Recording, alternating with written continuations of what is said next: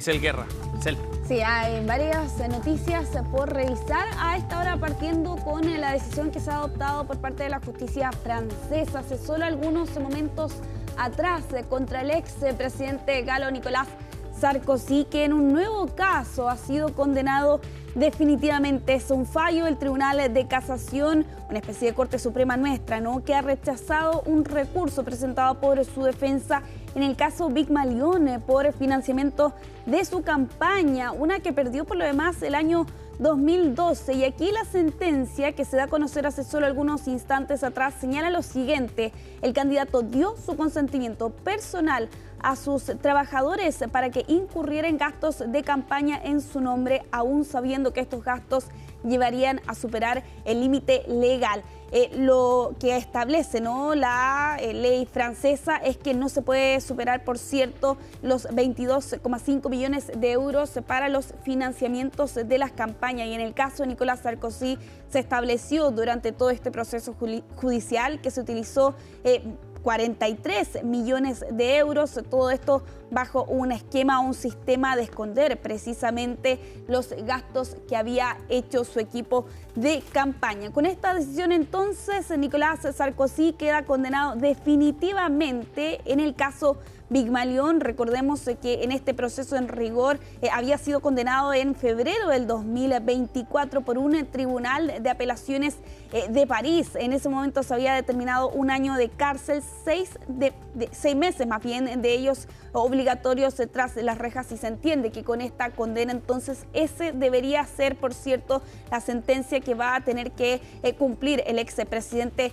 francés. Ojo, que esta ya es la segunda condena penal definitiva en su expediente. El otro caso es el de las escuchas telefónicas, aquí bajo la acusación de tratar de sobornar e influenciar a un magistrado. Un tercer caso que también ha estado enfrentando en estos últimos meses el expresidente galo es el de financiamiento ilegal, pero en 2007 con fondos procedentes de Libia a cambio de favores diplomáticos, ¿no?, con el dictador Muammar Gaddafi en ese entonces. Y el tercer caso que les mencionaba anteriormente fue condenado en septiembre de este año a 5 años de cárcel tras las rejas. Entonces se va un nuevo proceso que tiene que enfrentar Sarkozy entonces, y allí con la justicia francesa, que ha dado a conocer su decisión durante esta jornada, en este caso ante un tribunal de casación. Se entiende que con esto ya este proceso en particular queda firme. Está zanjado ya. Exactamente. Ajá. Y con ello habrá que ver finalmente cómo se va a cumplir esa condena que ya había sido dictada el año pasado de un año tras las rejas, pero 6 meses de ellos sí o sí en una cárcel. Claro, eso sí. O sea, él va a ir definitivamente a la cárcel. Exactamente. La pregunta que queda es en qué momento se cumpliría, por cierto, esa condena, y teniendo en cuenta además que ha estado atravesando estos otros dos procesos que te mencionaba también anteriormente. A la espera de actualizaciones de Francia, vámonos a Hong Kong. Bien. Lamentablemente ha subido la cifra de muertes relacionadas con este incendio que estábamos revisando durante esta mañana en este complejo residencial que alberga aproximadamente unas 2.000 viviendas. Y lamentablemente con esta cifra que ha escalado muchísimo respecto de la última actualización que entregábamos hoy más temprano. Bueno, el Departamento de Bomberos ha sido quien ha actualizado esta cifra. Lamentablemente dentro de estas muertes también hay un bombero que estaba trabajando y combatiendo las llamas durante esta jornada. Lleva más de 6 horas de combate del fuego. Lo ven ustedes en los registros también, lo gigante que se ha convertido este siniestro conforme han avanzado las horas, y que ya estamos hablando de al menos 3 edificios dentro de este mismo complejo residencial que se han visto afectados por las llamas. Ya se habla, Seba, de que es el incendio más mortífero en años en este territorio, en Hong Kong. El último incendio que tuvo una gravedad similar fue hace casi 3 décadas atrás, en 1997, durante un incendio en un bar de karaoke.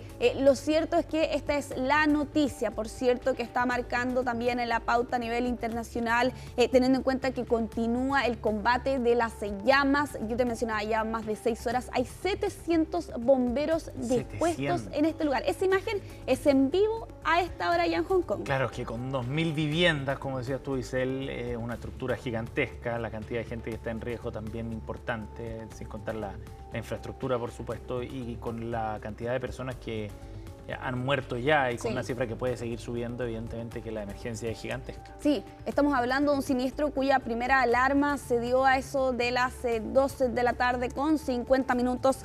Ya allá son las 9 de la noche con 50 minutos hora local. Claro, más de 6-7 horas a esta altura, por cierto, lo que ha estado enfrentando los bomberos en ese lugar. El incendio ya ha sido clasificado como nivel 5. Eso quiere decir que es el más grave dentro de la escala que tiene este territorio.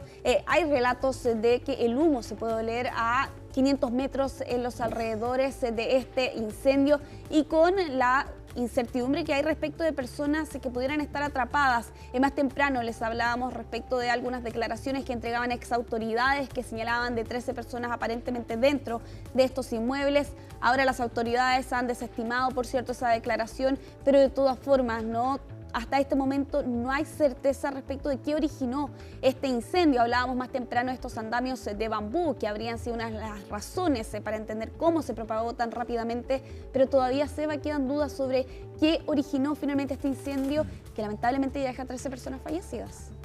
Vamos a estar actualizando esta información durante toda esta jornada. Graves imágenes que llegan, por cierto, desde Asia. Bomberos ha entregado una declaración recientemente por lo demás, donde estaban actualizando también las labores y los combates. Las imágenes, los registros, podíamos ver allí también la gran cantidad de equipos de bomberos dispuestos, camiones, por cierto, de estos servicios de emergencia allí en los alrededores para intentar controlar este siniestro cuando ya van más de 6-7 horas de trabajo continuo. Esa imagen, por lo demás, allí de las ambulancias dispuestas en este lugar, teniendo en cuenta que se habla de al menos 15 personas que resultaron heridas producto de este siniestro. Vamos a estar actualizando esa información durante esta jornada, pero vamos a continuar en esta oportunidad en Israel, porque el lunes recién pasado fue entregado un nuevo cuerpo de un rehén que había sido mantenido en cautiverio por Hamas y la Yihad Islámica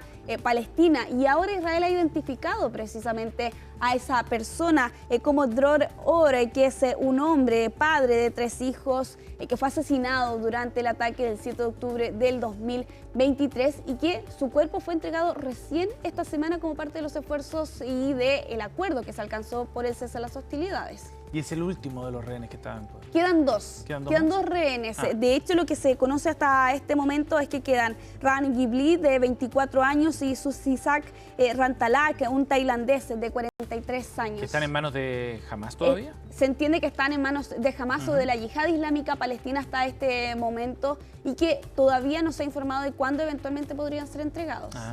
Pero claro, con este ya sería el tercero dentro de este grupo, que en rigor eran 28 rehenes muertos, cuyos cuerpos permanecían bajo el cautiverio en la franja de Gaza, y que junto con estas 20 personas vivas fueron regresadas a mediados del mes de octubre, en medio de los esfuerzos que se había hecho, por cierto, para poder liberarlos. Claro. Lo que ocurre cuando se libera a un rehén fallecido es que se realizan trabajos forenses para poder determinar fehacientemente su identidad, que es de hecho lo que ocurre precisamente con Dror Or. Su cuerpo fue entregado el lunes en el centro de la franja de Gaza a la Cruz Roja. Ellos trasladan el cuerpo hasta Israel, y es el día de ayer por la noche, que es, sin ir más lejos, la imagen que estamos viendo ahí en pantalla, estamos viendo ahí, el ingreso a estos servicios forenses para poder determinar finalmente su identidad. Él, recordemos, fue secuestrado ese 7 de octubre, su esposa fue asesinada en ese lugar, él también fue asesinado allí, pero su cuerpo fue trasladado bajo secuestro, 2 hijos también fueron secuestrados durante esa jornada. Ellos fueron liberados en noviembre del 2023. Y claro, aquí, como quedan 2 rehenes todavía por ser liberados, lo que está exigiendo la oficina de Netanyahu es que efectivamente se cumpla el compromiso de entregar a esas 12 personas y que con ello, por cierto, se pueda avanzar a una segunda etapa. Aunque, ojo, respecto a la segunda etapa, hasta este momento, no hay mayores antecedentes sobre cuándo se podrían sentar a negociar nuevamente las partes involucradas. Claro, pero por ahora, cumpliendo con estas condiciones, el cese al fuego se mantendría. Exactamente, que era lo más importante y lo que se buscaba con más urgencia. Totalmente, sí, detener los ataques. Todavía hay presencia en algunas zonas de las fuerzas de defensa de Israel en la Franja de Gaza, que de hecho ese es uno de los puntos, ¿no?, que eventualmente se debería abordar en una segunda fase. La gobernanza, la retirada de las tropas israelíes, el desarme de Hamas y también la reconstrucción del enclave palestino, teniendo en cuenta por lo demás, Seba, la gran destrucción que lamentablemente hay allí en el enclave. Claro que sí. Vamos a ir cerrando esta revisión internacional. ¿Con qué cerramos? En Reino Unido. Seguro recordarán estas imágenes, fue hace algunos meses atrás, en el mes de mayo, cuando en la ciudad de Liverpool estaban festejando precisamente haber ganado en la Premier League. Y claro, el título del club. Exactamente, sí, el título del club, y con una celebración lamentablemente empañada por un atropello masivo que se ocurría, ¿no?, precisamente durante esos días de mayo. Un atropello masivo que dejó 130 personas heridas y con una persona, el responsable, que iba a bordo de un vehículo, que ha cambiado su declaración. En septiembre había señalado que él era no culpable, pero ahora, hace solo algunas horas atrás, se ha declarado culpable de 31 cargos, 9 por lesiones graves con intención, 17 por intento de causar lesiones corporales graves y conducción peligrosa. Y hoy, Seba, debía comenzar precisamente ese juicio, ya que él se había declarado no culpable. Pero ahora, como ha cambiado, por cierto, su versión, se espera que la sentencia sea dictada el próximo mes. Y en una jornada, Seba, además bastante dramática, Paul Doyle, que es el responsable detrás de este hecho y que se ha declarado culpable durante esta jornada, llora al momento de la lectura de cargos, y es allí cuando finalmente cambia su versión. Ojo, no se está hablando de un acto terrorista, pero lo que señalaba, por cierto, aquí las autoridades judiciales es que atropellar a una multitud con un vehículo es un acto de violencia calculada. No fue un desliz momentáneo de Paul Doyle, señalaban durante este día, fue una decisión que tomó ese día y convirtió la celebración en caos, señalaban también allí las autoridades responsables detrás de este proceso. ¿Se saben las razones? Hasta este momento no se va. Y quedan bastantes dudas, por cierto, sobre qué habría originado o qué habría llevado, por cierto, a este hombre de más de 50 años a tomar esta decisión. Afortunadamente no hubo víctimas fatales, pero sí una gran cantidad de personas lesionadas y sobre todo... Y el terror que haber causado eso también. Exacto, en un momento de celebración, cuando precisamente el club estaba llegando hasta los alrededores de este lugar allí en Liverpool. Gracias, Isel.